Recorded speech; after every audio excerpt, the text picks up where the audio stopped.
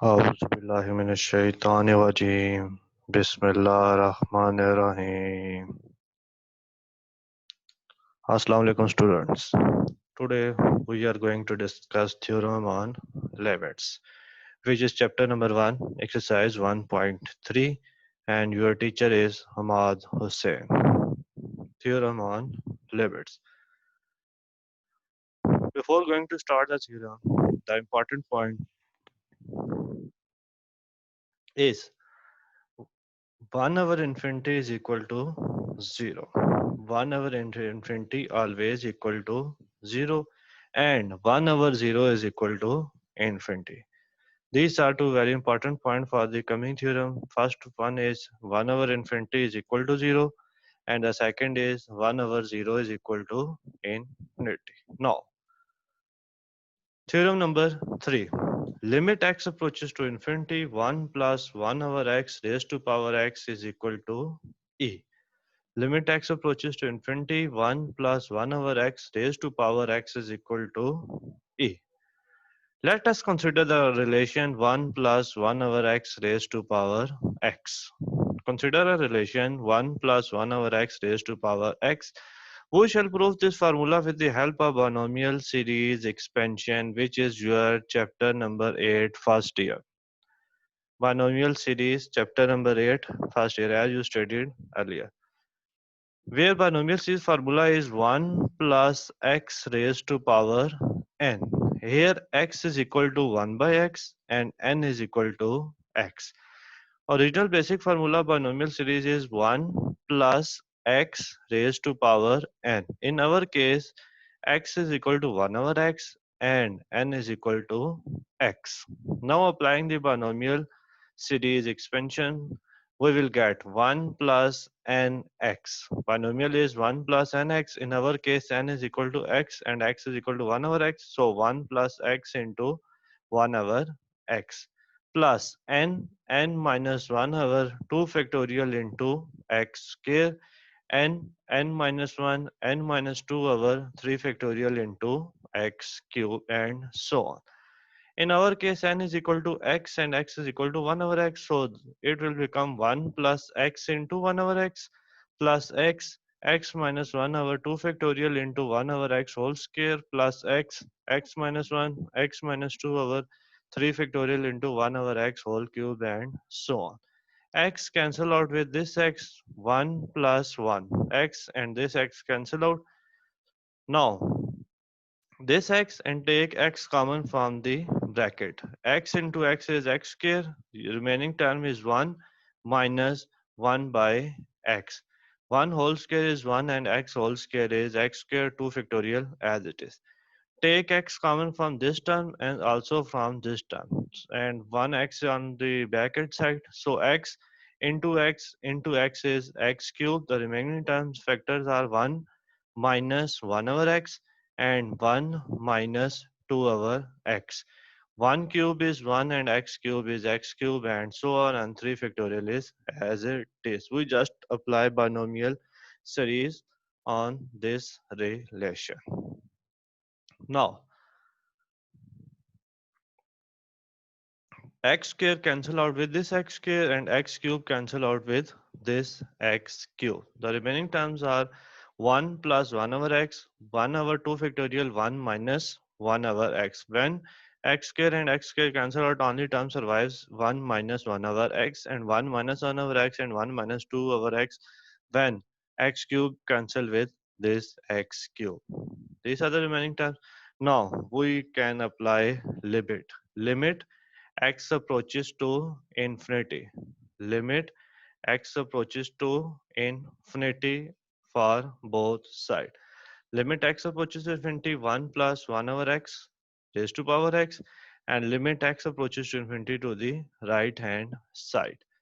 One constant, one constant, 1 over 2 factorial, 1 minus 1 over x, 1 over 3 factorial, 1 minus 1 over x, and 1 minus 2 over x.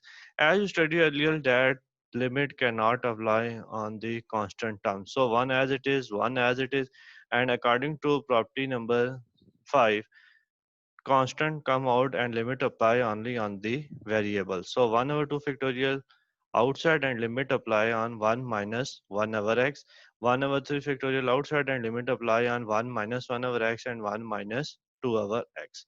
Now applying limit, we have 1 as it is, 1 as it is, 1 over factorial as it is, 1 minus 1 over infinity.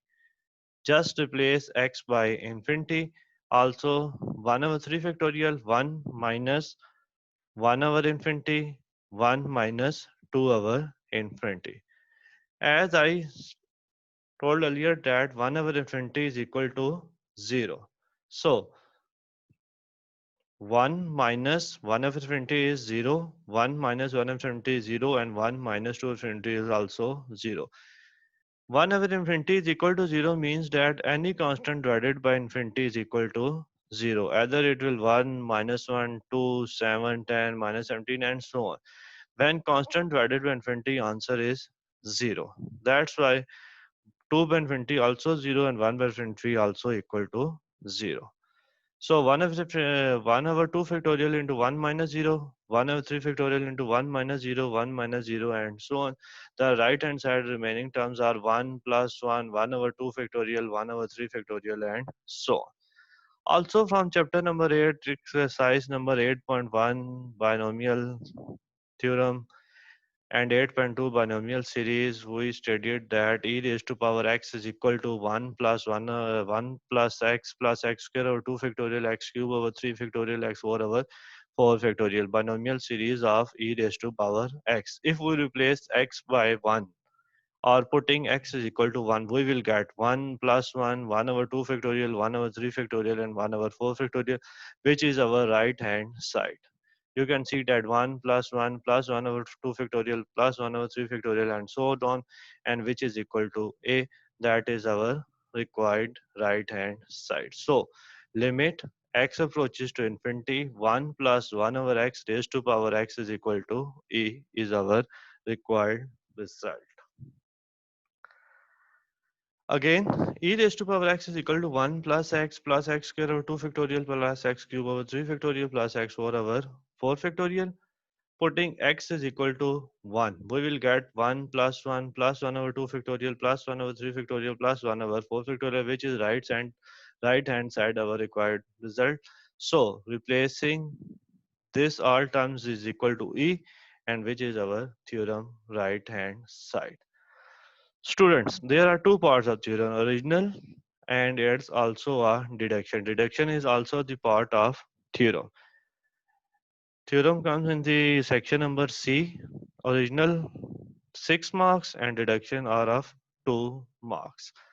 Student, look at 1 plus 1 over infinity. 1 over infinity is equal to 0 and raised to power infinity, which means that 1 plus 0 raised to power infinity is equal to e.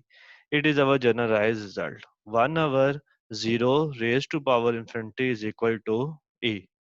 In second situation deduction, limit x approaches to 0, then 1 plus 0 raised to power 1 over 0, 1 over 0 is infinity also equal to e. अगर limit x approaches to infinity हो रहे हैं तो 1 plus 0 की power infinity is equal to e, और अगर x raise to power 0 है तो तब भी वो रिलेशन बन रहा है 1 plus 0 raise to power infinity is equal to e. But ये कैसे होता है? As we know that limit x approaches to infinity, 1 plus 1 over n raised to power n is equal to e. As we proved earlier that limit x approaches to infinity, 1 plus 1 over x raised to power x. Only difference of x and n, here n approaches to infinity, is equal to e. Replace n by 1 over x, and this means that 1 over n is equal to x. As I told earlier that whenever we use substitution method, limits also change. Here limits x approaches to infinity means that n also approaches to infinity. X approaches to 0, n approaches to infinity. Limit x approaches to infinity, 1 plus 1 over n raised to power n is equal to e, which means that x approaches to 0, 1, 1 over n is equal to x, and n is equal to 1 by x, that is equal to e. You can check the deduction of that theorem. Now Exercise 1.3 question number 4. This is our theorem result 1 plus 0 raised to power infinity is equal to E. As we proved earlier, always 1 plus 0 raised to power infinity is equal to E. Student आप लोगों ने यहाँ एक चीज देखनी है कि theorem में था अगर हमारे पास x अप्रोच कर रहे हैं इन्फिनिटी को या x अप्रोच कर रहे हैं जीरो को फर्स्ट टाइम दोनों कंडीशंस में क्या आ रही हैं आपके पास वन दरमियान में दोनों कंडीशन में क्या आ रहा है आपके पास प्लस अगर यहाँ x है तो ऊपर क्या होना चाहिए यहाँ x है तो ऊपर होना चाहिए 1/x और यहाँ 1/x है तो ऊपर क्या होना चाहिए x मींस दैट ये दोनों एक दूसरे के रेसिप्रोकल्स होते हैं अगर यहाँ 1/x है तो ऊपर क्या आना चाहिए पावर में आपके पास x और अगर x है तो पावर में क्या आना चाहिए 1/x तब आंसर इसका क्या आएगा e के इक्वल आएगा और ये कंडीशन भी सेटिस्फाई होनी चाहिए 1 प्लस 0 की power infinity is equal to e. Part number 1. Limit n approaches to infinity 1 plus 1 over n raised to power 2n. N approaches to infinity 1 plus 1 over n. The reciprocal of 1 over n is only n, not 2. So it can be written in the square bracket outside 2. As you know that brackets mean multipliers, so 2n can be written as 1 plus 1 over n raised to power n whole raised to power 2. And this is your required result as you proved earlier 1 plus 0 raised to power infinity is equal to e, then square is equal to e square. So this is our result बस students आप लोगों ने ये देखना है कि एक तो ये कंडीशन फुलफिल होनी चाहिए 1 plus 0 raise to power infinity is equal to e और सेकंड पहली टर्म 1 होनी चाहिए दरमियान में प्लस होना चाहिए और जो यहाँ टर्म आ रही है ऊपर उसका क्या आना चाहिए रेसिप्रोकल तो तब वो किस चीज के इक्वल होगा ई के इक्वल होगा इसका पार्ट नंबर 4 देखें जी वो है हमारे पास limit n approaches to infinity 1 plus 1 over 3n raised to power n. 1 plus 1 over 3n raised to power n.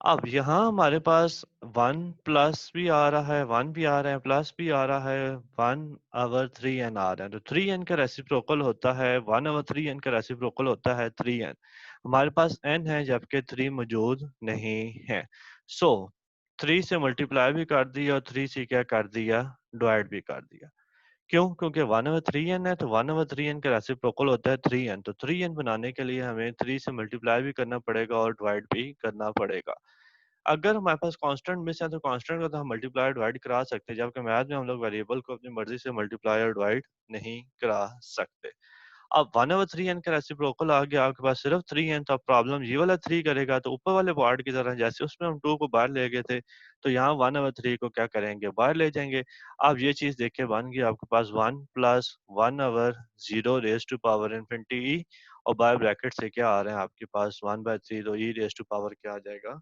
1/3 is your answer. Next, part number 9. Limit x approaches to infinity x over 1 plus x whole raised to power x. Students condition ये है कि पहली term हमेशा क्या होनी चाहिए 1 होनी चाहिए जबकि इसमें 1 नहीं आ रही 1 इसमें नीचे आ रहा है तो हमें इसका रेसिप्रोकल लेना पड़ेगा तो जब भी हम लोग इसका रेसिप्रोकल लेते हैं तो आपको पता है पावर का साइन चेंज हो जाता है तो जब हमने रेसिप्रोकल लिया लिमिट में कोई फर्क नहीं पड़ेगा बट पावर का साइन चेंज हो जाएगा पहले पावर एक्स थी तो अब पावर इसकी हो जाएगी माइनस एक्स एक्स जो है वो 1 प्लस एक्स दोनों के साथ डिवाइड हो रहे हैं तो हम इसको अलग-अलग सेपरेट करके लिख सकते हैं ये x और x दोनों आपस में कैंसल आउट हो जाएंगे और अब हमने इसको अरेंज करके लिख दिया 1 plus 1 over x raise to power x अब ये आ रहा था आपके पास x रेज टू पावर -1 जबकि यहाँ हमारे पास सिर्फ क्या आ रहा है 1 ओवर x तो 1 ओवर x का रेसिप्रोकल क्या होता है x माइनस नहीं आना चाहिए तो -1 को बाहर लिख देंगे और ये चीज बन गई 1 plus 0 raise to power infinity जो किसकी इक्वल होता है e तो बाहर पावर -1 आ रही है तो e रेज टू पावर -1 जिसको हम क्या लिख सकते हैं 1/e लास्ट थ्योरम्स की तरह Understand? Next part, part number 8. Limit h approaches to 0, 1 minus 2h whole raised to power h. अभी तक हमने जितने पार्ट्स किए थे, limit n approaches to infinity, limit n approaches to infinity, limit x approaches to infinity, but इधर आ गए हैं limit h approaches to zero, infinity पे नहीं। आप लोगों ने ये रूल बस ज़हन में रखना है, हमेशा 1 प्लस 0 की पावर इन्फिनिटी किसके इक्वल होगा? e के इक्वल। 1 दरमियान में क्या आना चाहिए हमारे पास? प्लस वाली टर्म होनी चाहिए। तो हम इसको लिख सकते हैं plus into minus two H. अब माइनस टू एच आ रहा है तो माइनस टू एच का रेसिप्रोकल होता है 1 ओवर माइनस टू एच। मतलब कि एच के साथ भी हमें क्या आना चाहिए? माइनस टू आना चाहिए। एच के साथ माइनस टू जब लिखेंगे तो ज़ाहिर बात है हमें इसके ऊपर भी डिवाइड करना पड़ेगा। तो माइनस टू से मल्टीप्लाई भी कर दिया और माइनस टू से डिवाइड भी कर दिया। अब यहाँ आ गया 1 minus two H whole as minus two H का रेसिप्रोकल हो गया 1 ओवर माइनस टू एच। यहाँ पे एक स्टेप आप लोग एक्स्ट्रा कर सकते हैं, ये माइनस को लिख दें टू एच के साथ और दरमियान में क्या लगा दें प्लस, अदरवाइज आप लोग डायरेक्ट भी कर लें, बट ये याद रखने कि इसका रेसिप्रोकल बार होना चाहिए पावर की फॉर्म में। इनमें था हमारे पास 1/x, तो रेसिप्रोकल क्या आ रहा है? x। इसमें है -2h, तो रेसिप्रोकल क्या होता है? 1/-2h। कंडीशन 1 की 1 प्लस 0 की पावर इन्फिनिटी वो किसकी इक्वल होता है? e पावर क्या आ रही है? -2, तो e रेज़ टू पावर -2, तो जिसको हम क्या लिख सकते हैं? 1/e²। ये था जी आपके पास पार्ट नंबर 8। नाउ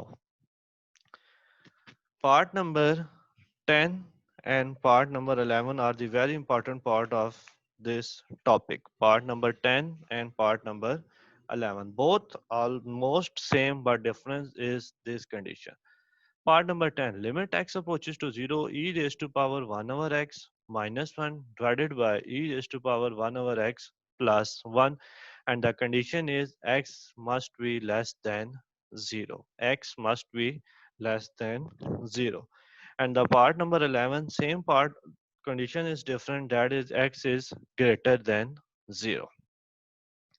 आप लोगों ने ये बात याद रखनी है कि उस पार्ट में आप लोगों ने सिंपल कॉमन ले लेना है, e raise to power 1 by x को कॉमन ले लेंगे और बाकी आगे की सिंपल हो जाएगा, जबकि इसमें हम लोग कॉमन नहीं ले सकते। तो आगे सॉल्व करने से पहले ये कंडीशन आपको ज़हन में आनी चाहिए, e raise to power infinity, तो पावर नेगेटिव है, नीचे आके हो जाएगी e raise to power infinity. तो कांस्टेंट की पावर जब इनफिनिटी आती है तो आंसर हमेशा आता है इनफिनिटी। e भी आपके पास एक कांस्टेंट है, तो जब उसकी पावर इनफिनिटी होगी तो आंसर आपके पास क्या आएगा? इनफिनिटी आएगा। तो 1 ओवर इनफिनिटी किस चीज के इक्वल होता है? 0 के इक्वल होता है। x लेस देन जब 0 होगा तो हम लोग इसमें यूज करेंगे सब्स्टिट्यूशन मेथड। लेट कर लेते हैं x is equal to minus T. x is equal to minus T, जबकि t जो है वो खुद आपके पास क्या है? ग्रेटर देन 0 है। बार बार बताया जा रहा है कि जब भी सब्स्टिट्यूशन मेथड यूज करते हैं तो लिमिट्स भी चेंज होती है। अब हम जा रहे हैं नए डमी वेरिएबल t में, तो जो x की लिमिट है ये भी किस में चेंज होनी चाहिए? t में। जब x अप्रोच कर रहे हैं 0 में तो ऊपर वाली इक्वेशन में 0 पुट करें तो t भी किसको अप्रोच करेगा? 0 को अप्रोच करेगा। तो limit x approaches to 0 e raised to power 1 over x minus 1 over e raised to power 1 over x plus 1, तो लिमिट x अप्रोचेस टू 0 की जगह आ जाएगा limit t approaches to 0 e raise to power 1 over x। x की जगह क्या हमने replace कर रहे हैं? माइनस t, तो ये माइनस ऊपर लिखें या डिनोमिनेटर में लिखें, एक ही बात होती है। सिमिलरली 1 ओवर x है तो 1 ओवर x की जगह क्या आ जाएगा? Minus 1 by T. अब आप लोग डायरेक्ट इसमें लिमिट रिप्लेस कर सकते हैं। इस फॉर्म में आप लोग लिमिट रिप्लेस नहीं करेंगे, इधर रिप्लेस करेंगे तो e रेज टू पावर हो जाएगा 1 ओवर 0।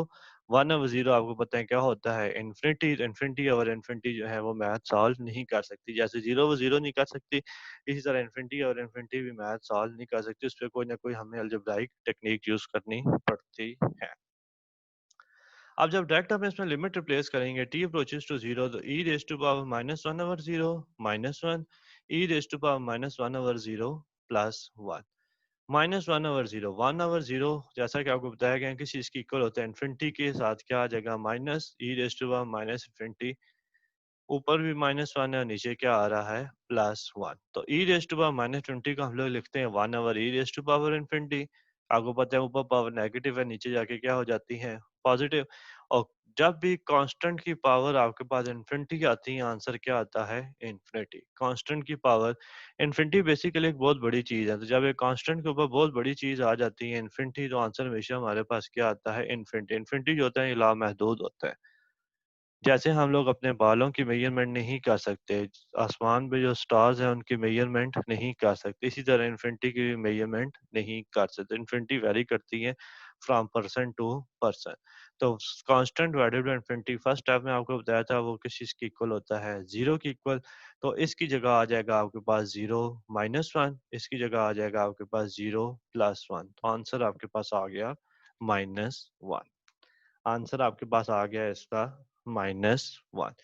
जो इसका पार्ट नंबर 11 है उसमें आप लोगों ने सिर्फ ये करना है कि यहाँ आके आप लोगों ने ये सेम ही पार्ट है, बट ये कंडीशन नहीं है। वहां लिखा है x इज ग्रेटर देन 0, तो इधर से आप लोगों ने e raised to power 1 over x common ले लेंगे, तो बच जाएगा 1 minus 1 over e raised to power 1 over x।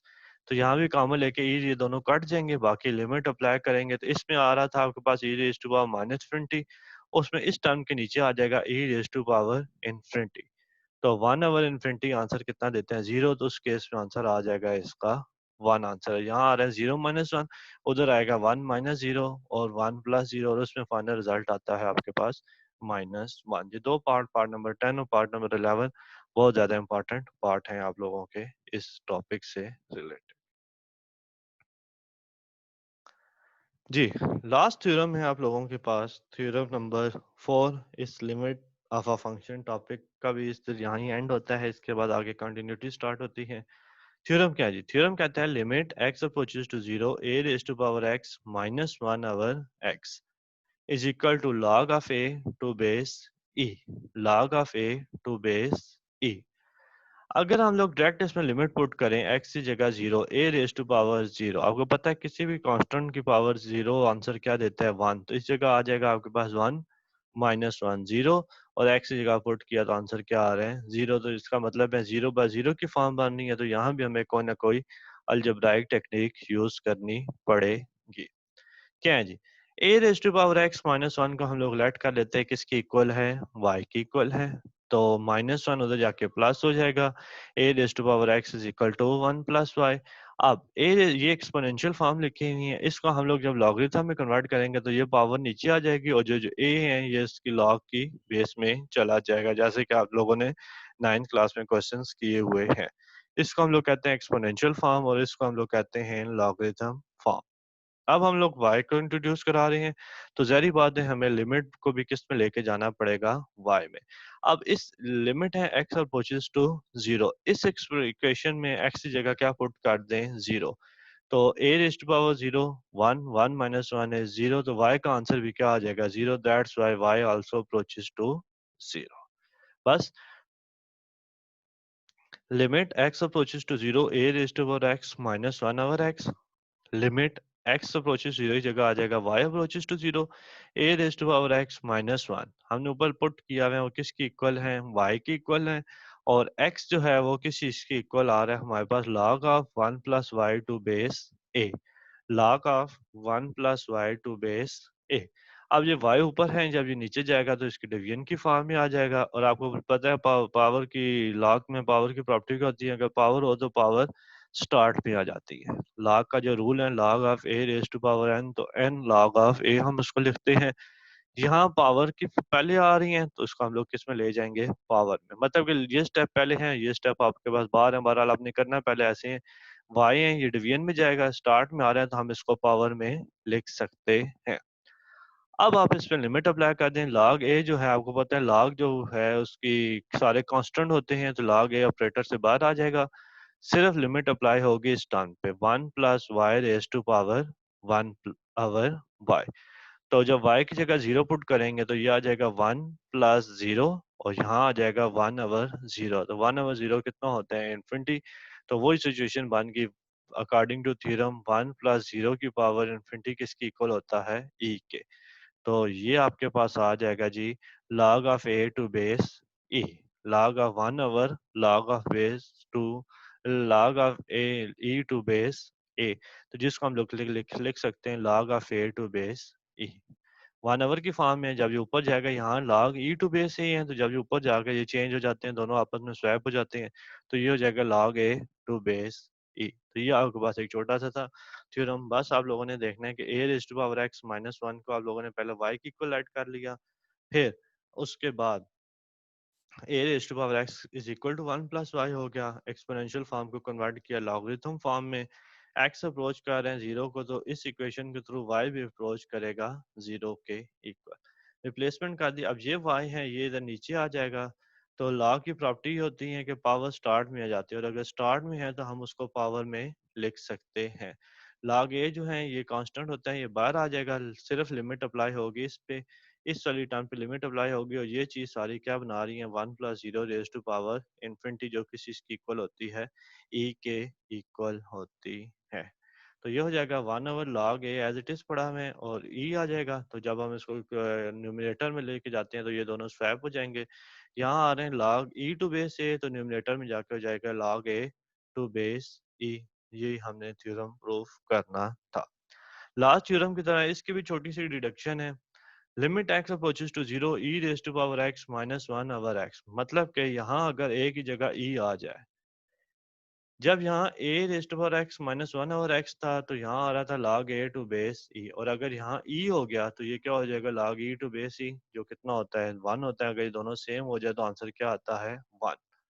तो ये कैसे होगा, limit x approaches to zero e raise to power x minus 1 over x, तो यहाँ a की जगह e आ गया, दोनों कैंसिल हो गया, आंसर क्या आता है 1 के इक्वल आता है। हमें पता है कि ये लास्ट ईयर हमने प्रूफ किया है raise to power x minus 1 over x is equal to log of a to base e।